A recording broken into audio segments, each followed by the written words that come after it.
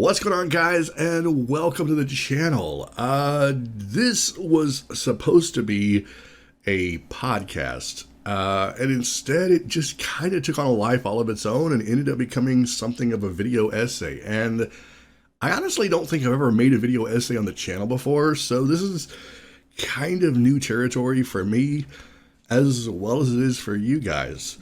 And I hope that we can just get through this together.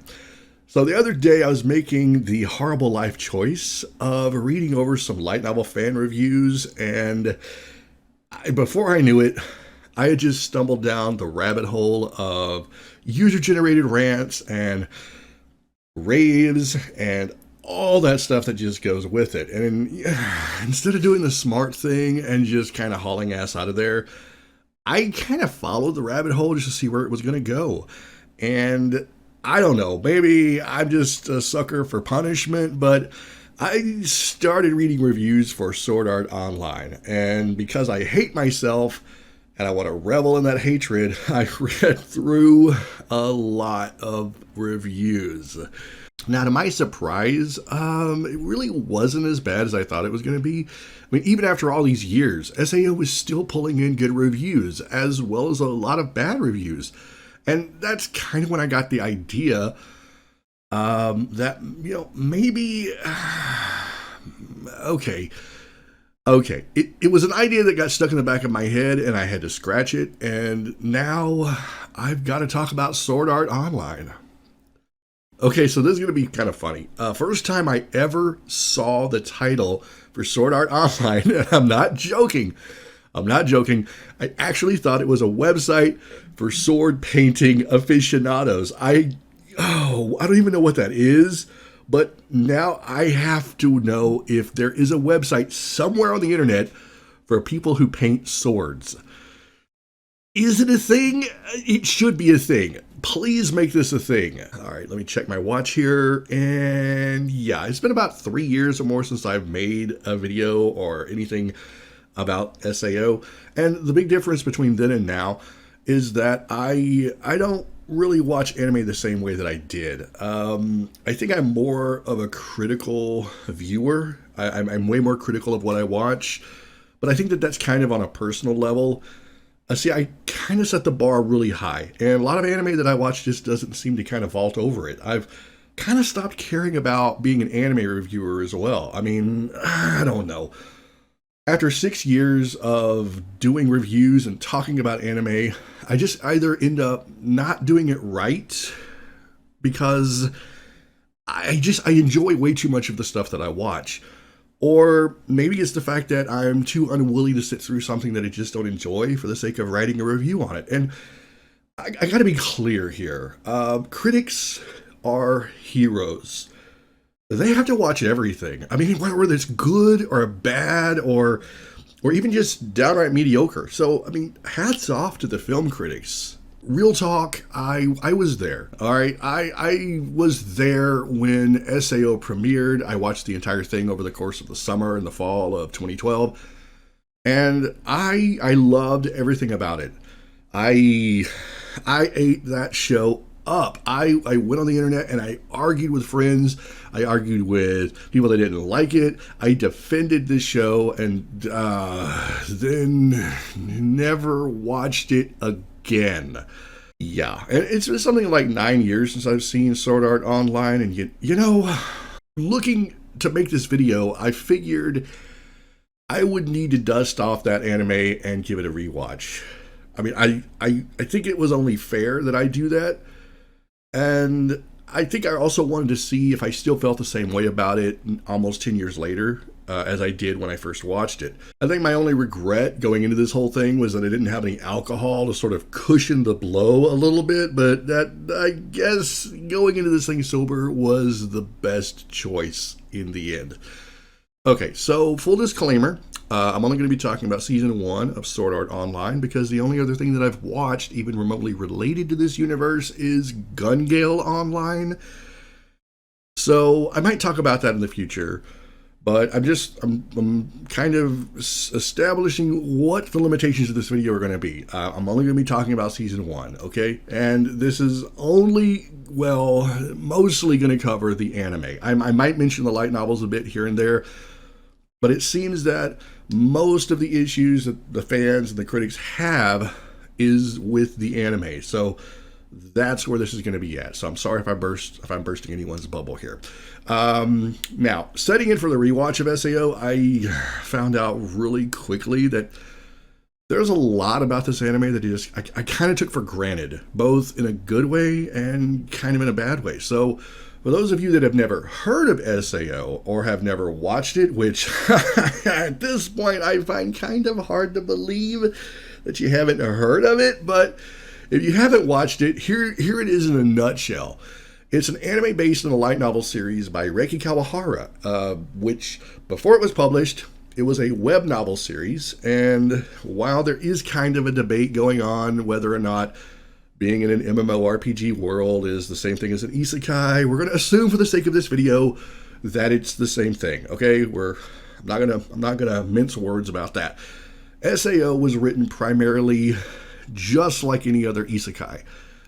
Our main protagonist gets transported, or at least in this case, he gets logged into a fantasy world that's inside of a game. He gets trapped there by a maniacal game developer, and our show's hero, Kirito, is a former beta tester of the game, and he immediately has this massive advantage over about, I would say, 90% of the other players. Now, of the 10,000 players that are in this game, that's assuming that all original 1,000 beta testers were able to get one of the 10,000 available copies, because I guess it's a very limited launch, not a global launch, which, is that even a thing? I don't know. I didn't look it up. If it's a thing, somebody can tell me in the comments.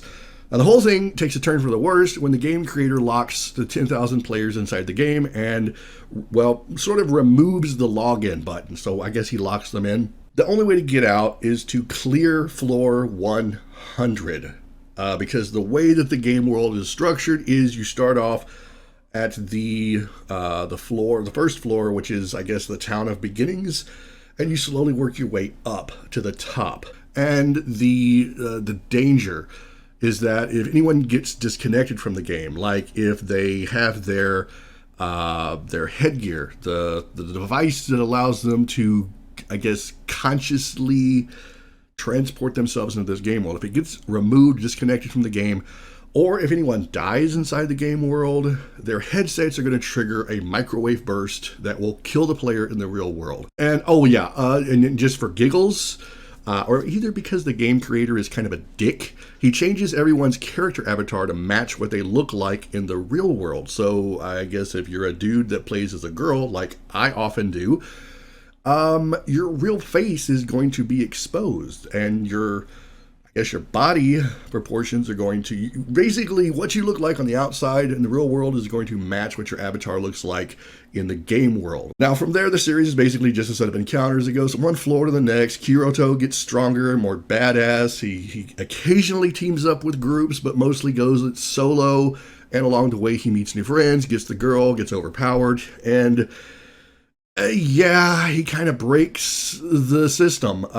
He can literally stand there while bad guys cut on him, and he can recover faster than they can inflict damage. So that's kind of the gist in a nutshell. That's Sword Art Online. Now, the elephant in the room. I said before that SAO is written kind of like an isekai series, and it kind of follows the exact formula. Above average main protagonist gets caught up in a fantastic world, gets surrounded by enemies that get dispatched with ease. Instead of a demon lord, though, we have a idealistic villain in the form of a video game creator that's gone nuts. We have a harem. Oh god, let's not forget about the harem. It's all but a mainstay of isekai and fantasy light novels. And at the top of this little pyramid of goodness, we have Kirito. And Kirito is a very polarizing character. He's one of the single biggest complaints that fans and critics alike have with SAO as a whole. As a character, The one thing that fans keep coming back to that I kept reading in the reviews was that Kirito is a bad character because he never grows over the course of the series. They call him flat, boring, and cardboard. I really got to thinking about why that is. See, in storytelling, you typically have two kinds of characters. You have a static character and you have a dynamic character. Static characters are going to be pretty much the same from the beginning to the end. They don't encounter any real-life changing events. They get no lessons to learn. And their personality and their outlook on life and all of that stuff about them kind of stays the same. There's a lot of these kind of characters in anime and film and television. Sherlock Holmes is kind of a perfect example for a static character. Indiana Jones is another example. But what fans want is for Kirito to be a dynamic character. Now, dynamic characters are great. They're kind of cynical. They have a crappy outlook on life. Maybe they're even a bit of a bigot.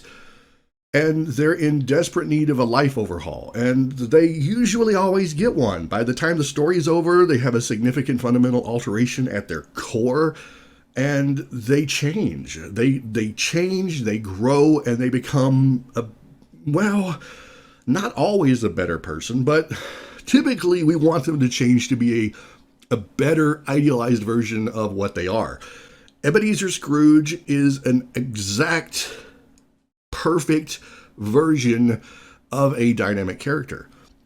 But Kirito, the more that I watched the anime, the more that I realized that while he maybe wasn't designed to be a dynamic character, he was definitely presented with an opportunity to be one, almost as if he should have been influenced to change, but maybe just didn't pick up on the cues. Or maybe he was what the story needed, a dynamic character that adapted to his situation. Now, another thing that I kept hearing about Kirito was his character development, and there's sort of two ways to look at character development. You have something along the lines of a character sheet, where you describe what the character looks like, where they come from, how tall they are, what color their eyes are, their hair color, all that stuff.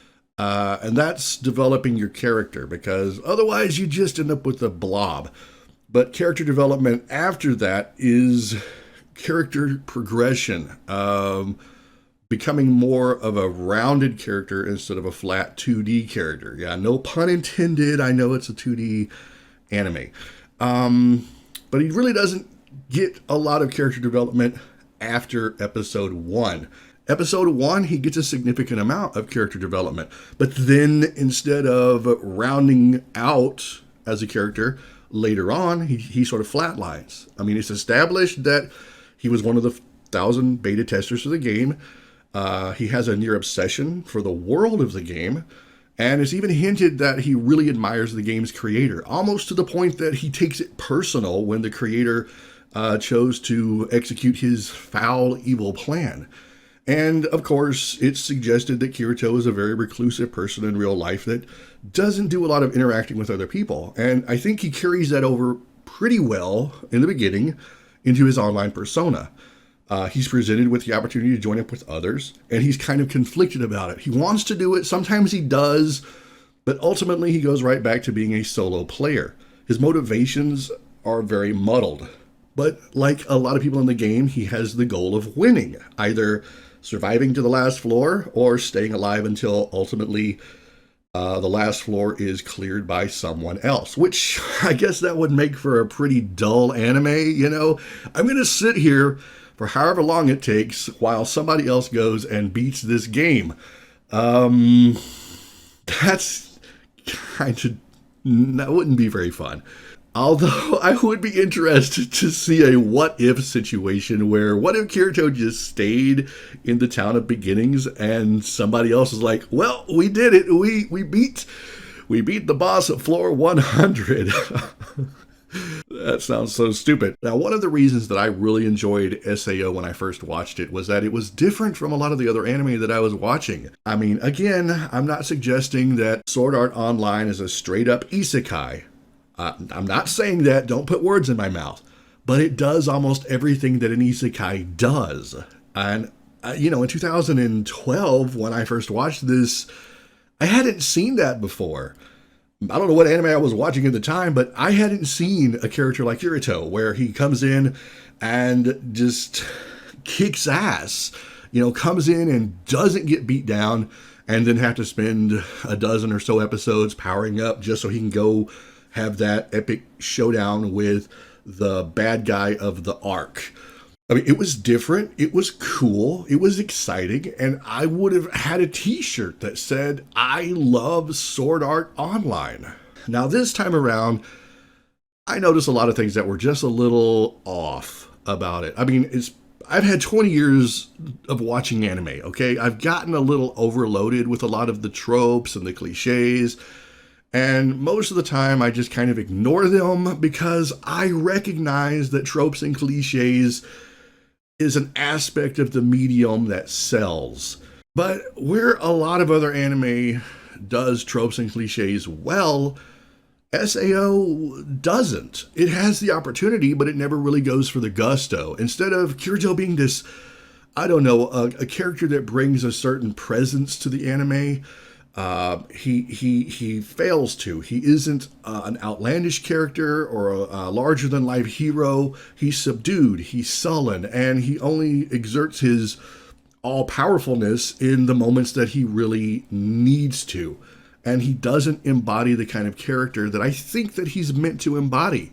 So we end up with a character that, it comes off as flat, as boring, and not worth investing our time over a 25 episode season. I can totally see where, by comparison, a dynamic character would have been a better fit for the series. Now, the story, as told in the anime, because we're talking about the anime here, is very off-screen. Most of the time, we get these kind of time skips where they're here one episode, and then at the beginning of the next episode, they're suddenly miles away or on the next floor, or a bunch of stuff has happened. And all of this stuff happens off camera. We arrive at a destination with no understanding how it got there. Little is explained about how Kirito can do what he does. And then you have the game in the anime itself, which is just, it's completely broken by the standards of any and all MMORPGs ever. All of the items that Kirito gets are absolute game breakers. And it makes for this idealized version of the world where, well, what if somebody else had been fortunate enough to get that item? What then, Kirito? How is it that you just so happen to get all of the cool shit? There's also a lot of inconsistencies in the anime, with, I think, one of the biggest coming at episode 2. In the first episode, we find out that Kirito is a beta tester, and when he's asked how far he made it during the beta phase of the test, he says that he made it all the way to floor 8. Now, in episode 2 starts, and they've been trapped in the game for a month, and yet no one has made it past floor 1. Why? What's up with that? He even mentions, I think, when they finally reach the boss, that the only difference in the boss of floor 1 was the weapon. Because, of course, games go through changes between their beta and their final version. So, there's that. And while I am definitely looking at the series from a little bit of a more critical perspective than, when I first watched it, I'm trying to still be as objective as possible. But I can definitely see where there's a lot of criticism to be had. From a perspective of animation, the show is just kind of all over the place. There's this thing in filmmaking called spatial awareness. There's a 180-degree line rule, and the battle sequences just break all that to hell. The animation quality suffers at odd times. The characters just sort of exist in the background until they're needed. Until, you guys stand there while this fight is happening, but okay, now we're going to move the camera over here, and then now do something. Not a lot of that is the fault of the story. Some of that should be placed square on the shoulders of A1 Pictures that adapted the light novels into an anime. And really, as much as I just would love to sit here and list all of the things wrong with SAO and just take a massive dump all over it, there's still something oddly fun about it. Even if there is just the slightest bit of nostalgia kind of creeping in and putting its thumb on the scale, I don't know. Maybe that's just me. Kirito's not a perfect character. The show is not a perfect show.